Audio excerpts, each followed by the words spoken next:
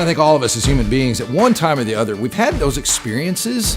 They're almost indescribable. But maybe you've been walking on the beach and seen a sunset, or you've looked at a mountain range and just kind of felt something almost. And then we've all heard songs that moved us on levels that went a lot further than the words themselves.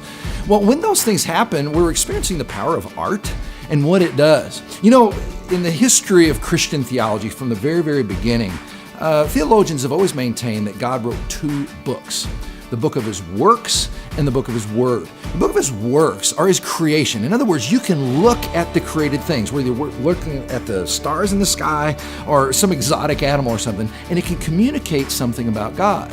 But also in the Bible, the book of His word, it's filled with revealing of Him, but it's done, a whole lot of it is done in poetry, in story, in song lyrics, in images.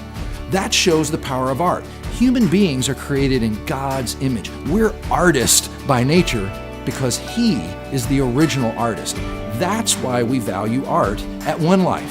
You'll see art exhibits. You'll see art. We encourage our musicians to write their own originals. That's why we work on film, and we want to communicate in ways that communicate the way art does. In other words, it hits emotions. It hits our intellect. It hits sometimes even our physical bodies we have experiences with. And it communicates spiritual things in a very deep way that just straight talk can't. And that's why art is so immensely important. So the reason we believe in artful creativity is we're just kind of living out and watching God be who He is. I really believe that redeemed people who have come to Christ ought to be the most creative people in the world. And we were kind of known that way in past and not so much modern, but I think we can recapture that. And at One Life, that's what we're pursuing.